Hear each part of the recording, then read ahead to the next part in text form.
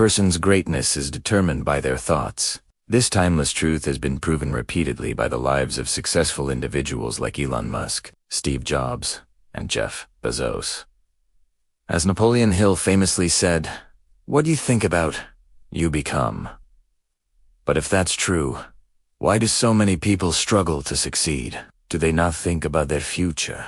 Today's story will uncover the answers and teach you a powerful lesson. We'll also learn some new English words along the way, so stay with us until the end. I promise this video will be worth your time. Once, in a bustling railway station, there lived a beggar. Every day, he survived by asking passengers for alms as they waited for their trains. One day, he spotted a well-dressed businessman stepping onto the platform. Seeing his expensive suit and confident posture, the beggar thought, "This man must be rich. If I ask him for money, he'll surely give me a generous amount. With this, ope." The beggar approached the businessman and stretched out his hand. But instead of giving him money, the businessman looked at him and asked, "Do you always just take from others? Have you ever given anything to anyone?" The beggar was startled. He'd never heard a question like that before. "Confused," he replied. "Sir, I'm just a beggar. I survive by asking for alms. I have nothing to give." The businessman smiled faintly. "If you believe you have nothing to give, then you also have no right to ask for anything. I'm a businessman. I believe in exchange. If you can offer me something, I can give you something in return. But if you have nothing to give, I cannot give you anything either." Saying this, the businessman boarded his train and left. The beggar stood there, stunned. He kept replaying the businessman's words in his mind. "I've been begging for so long, but no one has ever said this to me." He wasn't rude, but he spoke the truth. If I can't offer anything, why should people give me anything? For the first time, the beggar realized this might be why people never gave him much money. He offered them nothing in return. That night, he lay awake, deep in thought. "But what can I give? I'm just a beggar. I have nothing." Yet, the businessman's words kept echoing in his mind.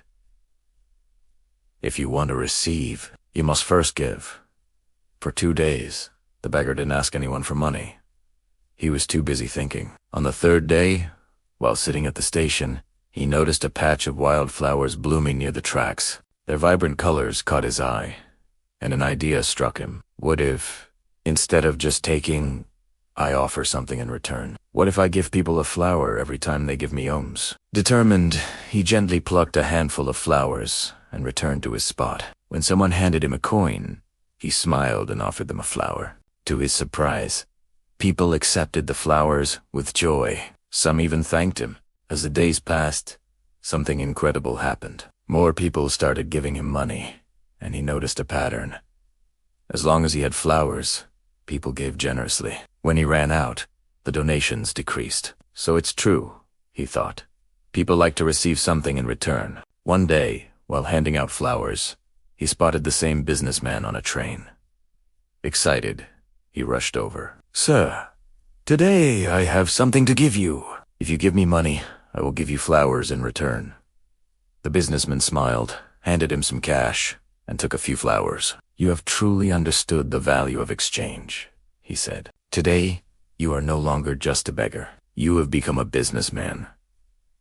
The businessman stepped off at the next station, leaving the beggar with a new thought sparking in his mind. Am I really a businessman now? After pondering this for a long time, he had a sudden realization. I know the secret of success. I am not just a beggar. I'm a trader. People aren't giving me money out of pity. They are paying for the flowers I give them.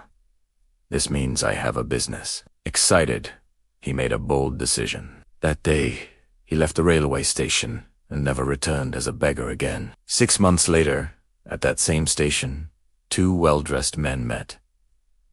"Do I know you?" one man asked. The other smiled. "Yes, we've met twice before, right here." The first man frowned, trying to remember.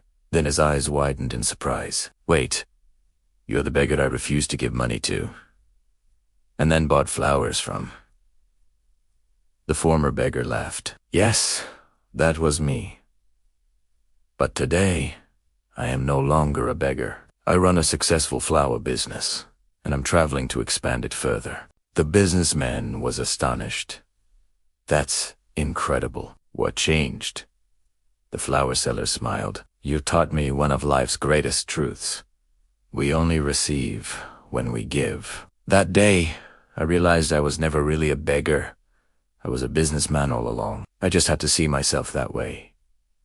The two men shook hands again, this time as equals, before boarding their trains. Life is shaped by how we see ourselves. If you believe you are small, you will remain small. But if you recognize your inner potential, you can achieve greatness. Don't limit yourself. See yourself as strong, capable, and successful. Because when your thoughts change, your future changes too. If you liked this story, give it a thumbs up, comment below on what you learned, and share it to inspire others. See you in the next story.